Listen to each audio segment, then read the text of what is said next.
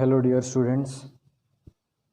तो last lectures में हमने देखा था रेशनल नंबर क्या होता है, रेशनल नंबर को नंबर लाइन में रिप्रेजेंट कैसे करते हैं, और रेशनल नंबर कोई भी अगर हमारे पास दो रेशनल नंबर गिवन है तो उसके बीच एक रेशनल नंबर कैसे निकालते हैं। तो ये सब चीज़ हमने लास्ट वीडियो में देखा था। तो अगर आप उस वीडियो को नहीं देखें तो इस वीडियो के लिंक डिस्क्रिप्शन में मैं आपको उस वीडियो का लिंक डाल देता हूँ, ताकि आप पहले उसको देखें फिर जाके इस वीडियो को देखना स्टार्ट करें। तो वीडियो शुरू करने से पहले आप सब पहले एक ईयरफोन्स अपने मोबाइल में कनेक्ट कर लीजिए, ताकि आपको ऑडियो का क्वालिटी कुछ अच्छा सुनाई दे। तो चलिए स्टार्ट करते हैं। Irrational number. तो इरेशनल नंबर क्या होता है?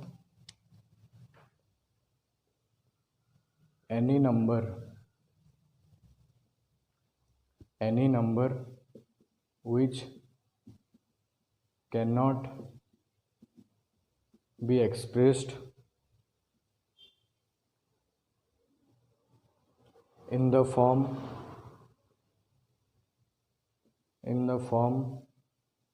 p by q, where p and q are integers। p और q क्या होना चाहिए? Integers with q not equal to zero, मतलब q हमेशा एक नॉन ज़ीरो नंबर रहना चाहिए। क्योंकि हमने पिछले वीडियो में पढ़ा था any number divided by zero is a undefined term, मतलब वो एक इनफाइनाइट टर्म आ जाता है, हम उसको डिफाइन नहीं कर सकेंगे। तो इसका मतलब क्या है, जब भी कोई नंबर को हम p बाई क्यू के फॉर्म में एक्सप्रेस नहीं कर पाएंगे, और जिसमें p और q हमारा इंटीजर्स है और q का वैल्यू ज़ीरो नहीं होना चाहिए, तो इस वाले नंबर को हम बोलते हैं इरेशनल नंबर। तो चलिए एक एग्जांपल, जैसे कि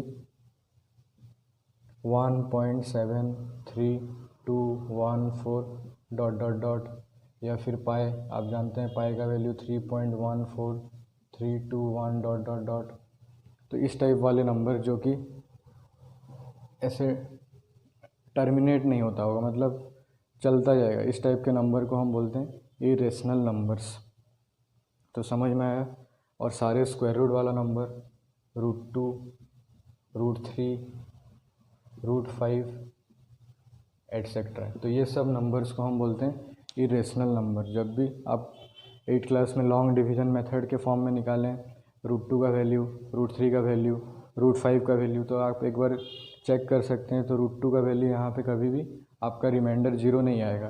तो जब भी कोई भी फ्रैक्शन में जब आप लॉन्ग डिवीज़न के फॉर्म में करोगे, तो अगर आपको रिमाइंडर ज़ीरो नहीं आया तो इसका मतलब है वो एक इरेशनल नंबर है। अगर वहाँ पे ज़ीरो आ जाता है तो इसका मतलब वो एक रेशनल नंबर है। तो आई होप सबको समझ में आ गया होगा रेशनल नंबर और इरेशनल नंबर के बीच में डिफरेंस। तो चलिए आगे बढ़ते हैं। जैसे हम रेशनल नंबर को नंबर लाइन में लोकेट करते थे, इस तरह अभी हम इरेशनल नंबर को भी नंबर लाइन में रिप्रेजेंट कर सकते हैं। तो लिखो, हेडिंग दो, रिप्रेजेंटेशन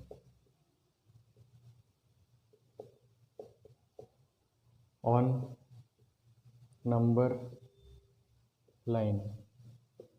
तो सपोज हमारे पास क्वेश्चन है, locate √2, √3 on the number line. तो अभी हमको √2 को या फिर √3 को, कोई भी नंबर, आप खाली इसका बेसिक चीज़ समझिए। अगर आप एक बार समझ जाएंगे तो आप कोई भी नंबर रहने से उसका नंबर लाइन में रिप्रेजेंटेशन कर सकते हैं। तो सबसे पहले है √2। तो आप पाइथागोरस थ्योरम के बीच के बारे में आपको कुछ आइडिया होगा। तो पाइथागोरस थ्योरम क्या होता है? एक राइट एंगल ट्रायंगल में इसको बोलते हैं हाइपोटेनियस, इसको बोलते हैं परपेंडिकुलर, इसको बोलते हैं बेस। तो hypotenuse square equal to perpendicular square plus base square. तो सपोज देखिए एक नंबर लाइन ड्रॉ करते हैं।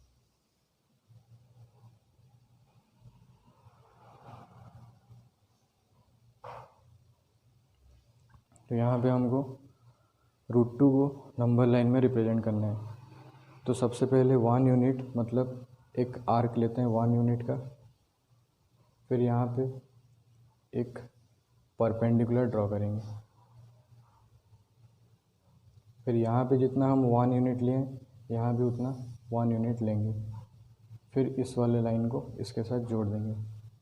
तो ये है हमारा √2। इसी तरह अगर आपको बोला जाए √3 को नंबर लाइन में रिप्रेजेंट करें, तो देखिए आप इधर अगर पाइथागोरस थ्योरम अप्लाई करेंगे तो ये 90 डिग्री हुआ। ये है हमारा 1 यूनिट, इसको भी हम 1 यूनिट लिए थे।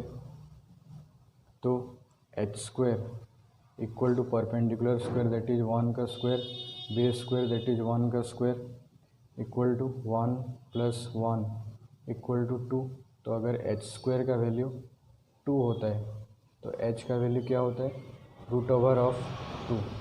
तो इसका मतलब √2 को हम नंबर लाइन में रिप्रेजेंट कर दिए।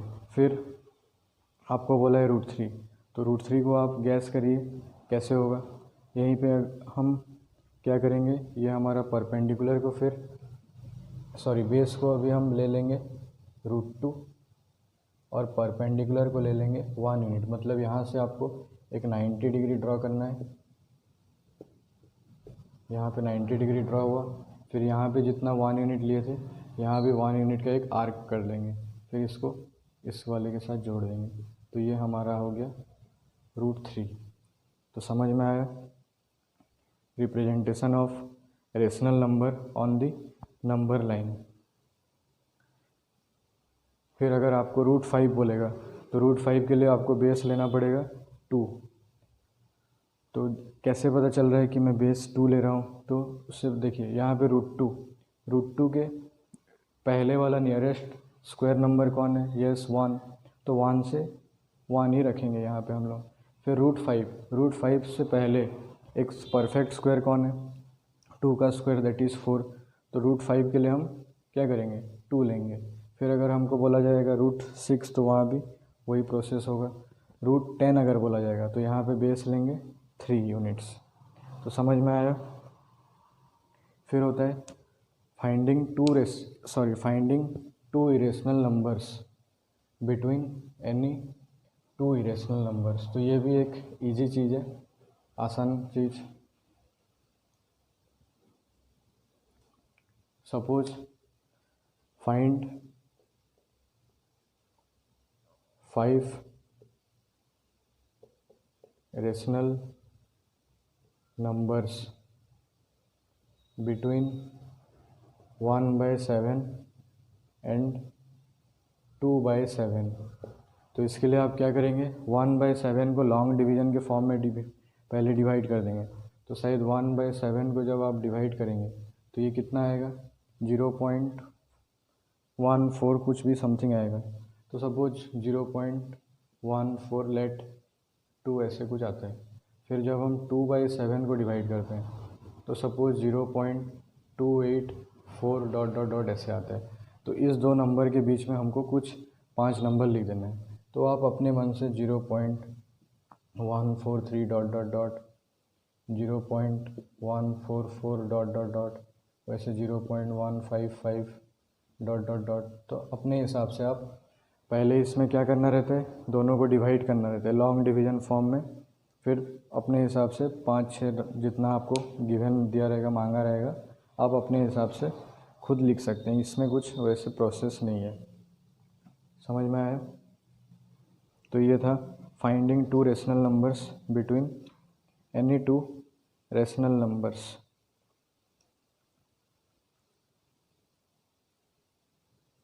तो नेक्स्ट है, अभी हम प्रूफ करना सीखेंगे।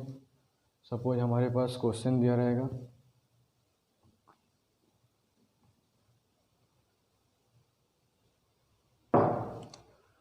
सपोज एक क्वेश्चन दिया है, proof that √2 is an irrational number. तो इसके लिए हमको क्या करना पड़ेगा, ऐसे तो हम डायरेक्टली प्रूफ नहीं कर पाएंगे। तो इसके लिए एक नया मेथड अभी हमारा सिलेबस में आया जिसको बोलते हैं मेथड ऑफ कॉन्ट्राडिक्शन। तो क्या है ये इसका मतलब, मेथड ऑफ कॉन्ट्राडिक्शन। तो कॉन्ट्राडिक्ट मतलब क्या, अपना जो स्टेटमेंट हमको गिवन दिया रहेगा, हमारा जो स्टेटमेंट यहाँ पे गिवन दिया है क्या है कि √2 इज़ एन इरेशनल नंबर। तो इसका उल्टा स्टेटमेंट क्या है, तो इसका उल्टा स्टेटमेंट है कि √2 एक रेशनल नंबर है। तो लेट अस एज्यूम, लिखिए सॉल्यूशन या फिर proof, let us assume that √2 be a rational number. तो अगर √2 एक रेशनल नंबर है तो √2 को हम कौन से फॉर्म में लिख सकते हैं, तो यस p/q फॉर्म में। तो √2 इक्वल टू p/q फॉर्म। और साइड में आप लिख सकते हैं where p and q are integers and q not equal to 0। तो देखिए यहाँ पे स्क्वायर रूट आया, तो स्क्वायर रूट से हमको हटाना है, रूट हटाना है। तो रूट हटाने के लिए हमको क्या करना पड़ता है, स्क्वायरिंग बोथ साइड्स। तो जब हम स्क्वायरिंग बोथ साइड्स करेंगे तो क्या होगा, 2 इक्वल टू p²/q²। तो बताओ यहाँ पे p² का वैल्यू क्रॉस मल्टीप्लाई करने से कितना आएगा, तो p² इक्वल टू 2q²। तो अगर p² का वैल्यू 2q² है तो जब कोई भी नंबर में 2 मल्टीप्लाई होके रहता है तो वो किस टाइप वाला नंबर होता है, तो यस ये एक इवन नंबर होता है। Therefore p² is an even integer. तो अगर p² एक इवन इंटीजर है तो p भी क्या होगा, इवन इंटीजर होगा। जैसे कि आप रूट्स सपोज 16 एक इवन नंबर है, 16 का स्क्वायर 256, वो भी एक इवन इंटीजर है। तो हमेशा एक इवन इंटीजर का स्क्वायर भी एक इवन इंटीजर होता है। तो यहाँ से हमको मिलेगा therefore implies p is an even integer. तो समझ में आया, पहले हम किए √2 इक्वल टू p/q, उसके बाद 2 इक्वल टू p²/q², फिर p² इक्वल टू 2q²। तो इससे क्या मिला, p² is an even integer, hence p is also an even integer. तो p अगर एक इवन इंटीजर है तो यहाँ पे साइड में लिखता हूँ, p अगर एक इवन इंटीजर है तो p इक्वल टू क्या होगा, 2m। कोई भी एक इवन इंटीजर अभी बताया था 2 इंटू सम कॉन्स्टेंट के फॉर्म में रहता है। तो सपोज p का वैल्यू हमको मिला 2m। तो अब हम इसको यहाँ पे पुट कर देते हैं तो क्या हो जाएगा हमारा, सपोज इसको हम इक्वेशन 2 देते हैं और ये पहला वाला इक्वेशन है। तो जब हम putting the values of 2 in equation 1, तो जब हम इक्वेशन 2 को इक्वेशन 1 में पुट करेंगे तो p² क्या हो जाएगा, 2m का स्क्वायर इक्वल टू 2q²। तो 4m² इक्वल टू हमको मिलेगा 2q²। तो implies q² equal to 2m। तो p² का वैल्यू q² का वैल्यू भी हमको मिला 2m। तो इसका मतलब क्या, q² is an even integer. तो अगर q² एक इवन इंटीजर है तो implies q is an even integer. तो q भी एक इवन इंटीजर है। तो सपोज q को हम लिखते हैं 2 इंटू n का फॉर्म में। तो समझ में आया, हमको p का वैल्यू मिला था 2 इंटू, देखियो यहाँ पे हम m लिए, यहाँ पे n लिए, आप कंफ्यूज होते रहेंगे। तो हमको अलग अलग कांस्टेंट लेना है। ये m और n एक अलग अलग कांस्टेंट है। कांस्टेंट मतलब 1 2 3 कुछ भी हो सकता है। तो यहाँ तक समझ में आया। पहले हम किए √2 equal to p by q, जो कि पी और क्यू हमारा इंटीजर्स है and q not equal to 0। और एक चीज़ बताया था आपको, HCF of p comma q कितना होना चाहिए, 1 होना चाहिए। रेशनल नंबर का डेफिनेशन में आपको मैं बताया था। फिर स्क्वायरिंग बोथ साइड्स किए तो 2 equal to p square by q square, तो p square equal to 2 q square, मतलब पी स्क्वायर एक इवन इंटीजर है तो पी भी एक इवन इंटीजर होगा। तो पी को हम 2m के फॉर्म में लिखें। फिर इसका वैल्यू यहाँ पे पुट किए तो 4m square equal to 2 q square, 2 कटने के बाद q square equal to 2m, therefore q square is an even integer plus q is also an even integer. तो p और q दोनों हमारा क्या मिला, इवन इंटीजर मिला। अब मैं यहाँ लिखता हूँ, तो अगर p और q दोनों एक इवन इंटीजर है तो बताओ अभी p और q अगर एक इवन इंटीजर है तो दोनों का कॉमन फैक्टर क्या होगा, तो लिखोगे hence from 2 and 3 p equal to 2m, q equal to 2n। p का वैल्यू 2m मिला और q का वैल्यू 2n मिला। तो इससे क्या हुआ, therefore HCF of p comma q equal to, दोनों के बीच में कॉमन फैक्टर कितना है, yes 2, but HCF of p comma q equal to, हम स्टार्टिंग में क्या एज्यूम किए थे, 1, ये हम एज्यूम किए थे। तो एक साथ कभी p और q का HCF 2 आता होगा और एक साथ और एक बार HCF ऑफ p और q का वैल्यू 1 आता होगा। तो ऐसे संभव है क्या, पॉसिबल है क्या ये चीज़, तो नहीं है पॉसिबल। तो क्या लिखोगे, वही चीज़ें कॉन्ट्राडिक्शन, मतलब हमारा स्टेटमेंट कॉन्ट्राडिक्ट किया, गलत था। मतलब हम जो सोचे थे स्टार्टिंग में कि √2 को हम जो रेशनल नंबर एज्यूम किए थे तो वो हमारा एक कॉन्ट्राडिक्शन था, गलत थिंकिंग था। तो देयरफॉर तो √2 अगर हमारा रेशनल नंबर नहीं है तो क्या होगा, आपको बताया था रियल नंबर्स 2 पार्ट में डिवाइड होता है। हमारा जो रियल नंबर्स होता है वो 2 नंबर से डिवाइड होता है, एक होता है रेशनल और एक होता है इरेशनल। तो अगर ये रेशनल नहीं है तो ऑब्वियसली √2 क्या होगा, इरेशनल नंबर होगा। तो देखो HCF of p comma q equal to 2 निकला, जो कि हम गिवन में लिए थे HCF of p comma q equal to 1। तो वो स्टेटमेंट हमारा कॉन्ट्राडिक्ट था, कॉन्ट्राडिक्ट मतलब गलत हम एज्यूम किए थे। Therefore √2 is an irrational number, √2 is an irrational number. समझ में आया।